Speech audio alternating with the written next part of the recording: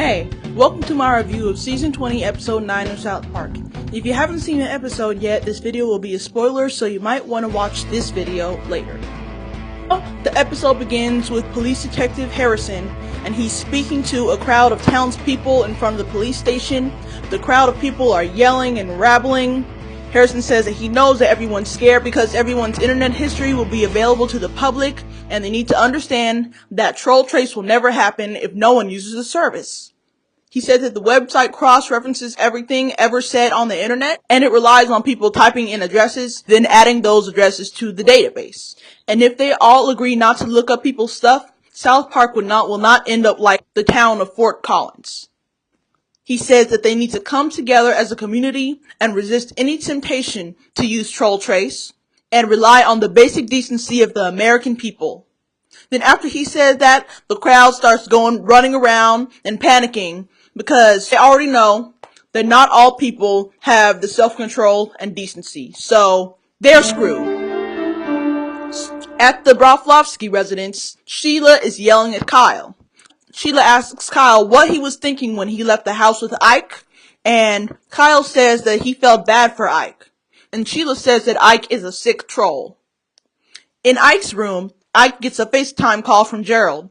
Gerald tells Ike that he needs his help. Then Gerald continues to talk about Kyle, and then Kyle enters the room. Then Gerald stops talking about Kyle and he says hi to him. Kyle points out to Gerald that he is the troll, and he caused all of the trouble. Gerald says that Ike did it. Kyle mentions Heidi Turner's emoji analysis, and Kyle asks Gerald why he did it. Gerald says because it's funny, and pushing people's buttons just to get a reaction from people can be very good for society. He says that the Danish are crazy, and he has to get people to stop them by pushing people's buttons. Then, Sheila walks in on Ike and Kyle in front of the computer, and she starts yelling at them, telling them to get off the computer, not to mention that Gerald is hung up from the FaceTime. At the Space Center, there is a huge mob of people outside of the building, and they're mad and yelling. One of the Space Center's employees tells everyone that they do not have a rocket going to Mars, and they don't have the energy requirements, and they're working as hard as they can, and there's a little girl working on the problem at the moment, and she's incredibly smart and funny. Inside the Space Center, Heidi is shown in a lab in front of a huge whiteboard with a huge equation, or equations, on it. Heidi says to Eric she doesn't know if she knows what anything on the board means. Eric encourages her. He says yes she does and she needs to get over herself. Elon Musk interrupts and tells Eric that he doesn't think that what Heidi's doing will work out. Eric tells her to give her another chance, and she's the smartest and funniest girl on earth. Elon says that he hasn't heard her say anything funny. Eric says that's so because Elon has a mental block that's stopping him from doing so. Butts into their conversation, and he's all like, oh, don't worry about Heidi, she's a hoot. And then Eric looks at him in anger.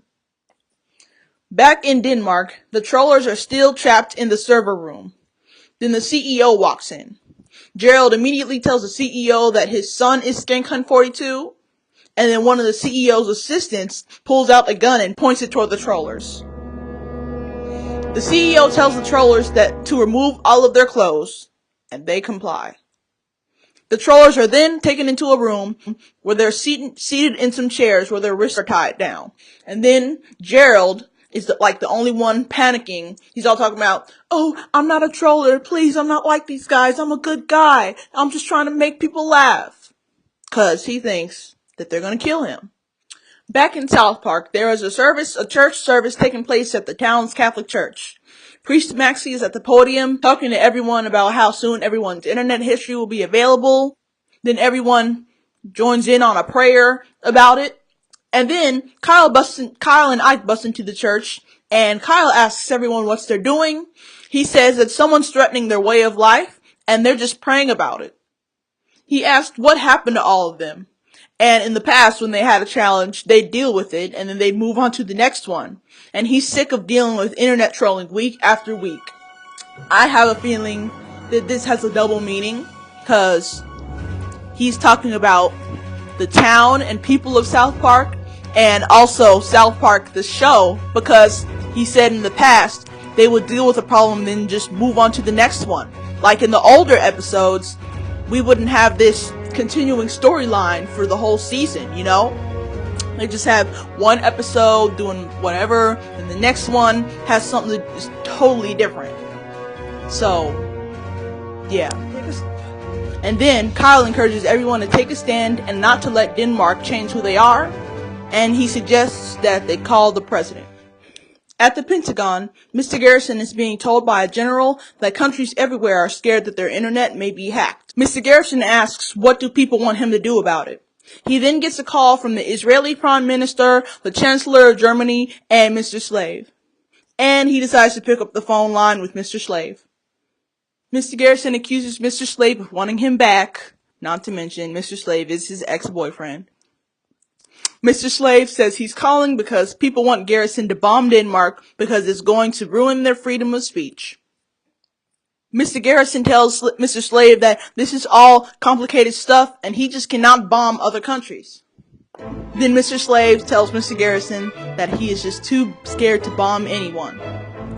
And since Mr. Garrison thinks that Mr. Slave thinks he's so scared, Mr. Garrison decides to yell, "Bomb Denmark" to the generals at the Pentagon. Then back in South Park, Mr. Slave tells the group of people who are in the room with him that what he did worked. Then they all shout and cheer in happiness. At the Space Center, Cartman confronts Butters. He asks Butters what he's doing calling his girlfriend funny, and he needs to back off of her. He asks Butters how does he even know that Heidi's funny. Butters says because Cartman keeps on telling everyone she is. Cartman then accuses Butters of trying to take Heidi from him. Butters says he's not, and he doesn't want anything to do with girlfriends. And what girlfriends do is make them feel the happiest they've ever felt, and then they leave. Then Cartman says that Heidi won't do that to him. Back in South Park, Kyle and Ike are doing research on their computer. On the computer, Kyle reads that all communication with Denmark has ended, and a military strike on the country is now imminent. Then Sheila walks in on them on the computer, then she starts yelling at them all crazy and stuff, and telling them to get off the computer. She says Kyle and Ike are sick and addicted to the internet, and then she says that the internet has turned Kyle against her. She says that when Gerald comes back from Denmark, Kyle and Ike will both go in for counseling. It is revealed that Kyle and Ike were unaware that Gerald was in Denmark, and then Sheila tells them that the government sent him there to do some paralegal training. Back in Denmark, Gerald and the trollers are still trapped. Gerald is panicking and crying. Then Gerald tells Dick when he told him that he was a bad person and that he'll die alone, he was right.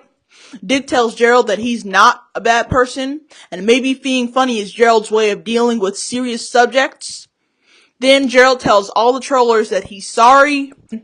Gerald then asks to speak with the CEO. The CEO and his assistants are in another room, and then they can see the trollers on the camera. At the Space Center, Heidi is still trying to figure out the equation. She says to herself that she's not understanding it. Cartman stands by Butters and says to him that he doesn't get that Heidi has always been smart and hilarious before. Butters tells Cartman not to feel so bad about being duped. Cartman says nobody's being duped, and why would Heidi want to trick him?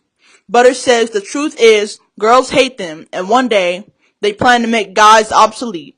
And boys' only hope is to start over on Mars. Cartman says that's the dumbest thing he's ever heard, and he's not being tricked, and he'll prove it to everybody. In Denmark, Gerald is talking to the TrollTrace.com CEO in his office. Gerald tells the CEO that he had an epiphany about the damage that he did from what he said on the internet, and he really isn't a troll. He has a family that needs him and misses him. The CEO says Frasier Oligart had a family, and they miss her. Gerald says that he's sorry that his trolling drove her to kill herself. He also says that he's a satirist, and he challenges people's points of view by being edgy, and people think that what he's saying is hate, but it's not. The CEO thinks what Gerald is saying is bull. And then, Gerald says that if you say mean things and you're a mean person, you should get killed. The CEO asks Gerald if he really thinks that he has a plan to kill him. And then the CEO says, "You want to know what's really funny?" Back at the Pentagon, Mr. Garrison is told that the bombers are en route to Europe. Garrison says to bomb the crap out of him. Mr. Garrison then gets a call from Kyle. Kyle tells Mr. Garrison that he can't bomb Denmark and it could start a bigger war. Mr. Garrison says Kyle just doesn't understand the political complexities of the situation. Then Kyle says to Garrison that he's a gay puppet who's letting his ex-boyfriend manipulate him because he misses his sweet behind. And everyone knows it. Then Ike tells Kyle to say some more nasty things to Mr. Garrison. And then Mr. Garrison gets irritated and says maybe he just won't bomb Denmark. And then he tells the generals in the operation room to hold off with the bomb stuff. Heidi is still trying to solve the equation. And then while she's doing that, Cartman keeps on telling her to say funny things, and Heidi ignores him. And then she comes to a conclusion that when she replaces the symbols that she's unfamiliar with something that she is familiar with, she can see patterns. And when she does that, she can see how everything lines up, except for one thing. And then she visualizes some of the symbols on the board as emojis. And then Cartman's still trying to get her to say funny things. Then Heidi asks Elon Musk and two of his assistants if one aspect of the equation is out of the sequence. And one of the assistants tells Elon that she might be onto something. Then Heidi goes toward Elon and so she can point out where she thinks that the equation is incorrect. And Cartman is confused, probably because Heidi won't say anything funny to him. Back in Denmark, the Troll Trace CEO asks Gerald if he remembers when the whole trolling committee trolled the country of Denmark. Gerald says that he apologizes for doing that. The CEO asks Gerald what would happen if he could troll the entire world and use a country that has a machine that could screw over other people. Gerald asks the CEO if he's saying that he deliberately start World War III and set everyone on Earth against each other. And Gerald asks why would he do that? The CEO says, because it's hilarious. And then Gerald disagrees with what he says. Then the employees at Troll Trace gather together in a room. Two sliding doors reveal all of the trolls behind some glass, still in those chairs where their wrists are tied down. Some footage from Rick Astley's Never Gonna Give You Up music video is projected on the glass. The CEO locks Gerald in his office. And I think that music video thing, once again, is trolling the trollers again. Because if the trollers were told to sit in a room with their wrists tied down when they can't get out, I'm pretty sure that they would think that they would kill them. So, I guess that they just got trolled again. At the Broflovsky residence, Kyle tells Ike that it's time, and he doesn't know if he can go through with whatever they're about to do. Then Ike walks to Sheila's room. Then he says something rude and nasty to her. Then Sheila starts running after Ike angrily. She goes to the kitchen and then she asks Kyle where he went, and Kyle was like that he went into the pantry. And she runs into the pantry and he closes the door and blocks it, and Ike was standing behind the door.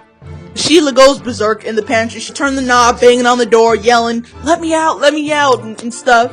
Then Kyle tells Sheila that they did that because he and Ike need to use the computer and it's the only way that they can save their family. Then they walk away, and Sheila still continues to yell and try to get out. And that's how this episode ends. It's a wrap. That's all I have to say about this episode. Thumbs up if you like this video. Subscribe to my channel. Follow me on Twitter at ILUMoreThanThis. If you want to see my previous South Park review videos, you should check them out. If you didn't like the video, don't dislike it. Just keep it pushing. If you like my shirt,